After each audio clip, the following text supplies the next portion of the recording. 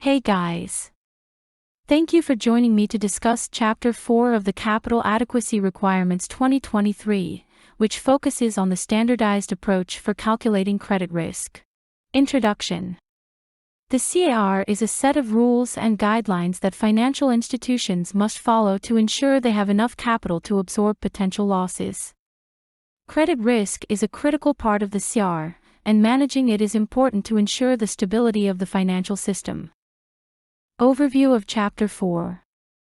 Chapter 4 of the CAR provides guidance on how to calculate credit risk using the standardized approach. Credit risk is the risk of a borrower not being able to repay their loan, which can lead to losses for the lender. Managing credit risk is important for financial institutions to remain solvent and protect their customers. Standardized approach. The standardized approach is a method for calculating credit risk that assigns risk weights to different types of borrowers based on their creditworthiness. The risk weights are based on external credit ratings provided by credit rating agencies. The risk weights for different types of borrowers are divided into categories, such as sovereigns, banks, corporates, and retail exposures. Credit risk mitigation.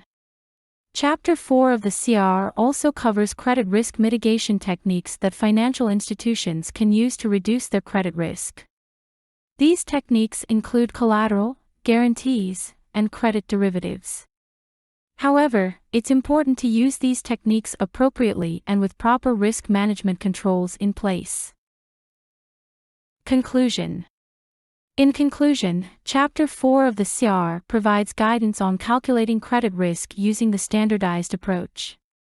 The standardized approach is a simpler method compared to the internal ratings-based approach, which is covered in Chapter 5 of the CAR. Managing credit risk is a key part of the CAR and helps ensure the stability of the financial system. Thank you for watching this video on Chapter 4 of the Capital Adequacy Requirements 2023.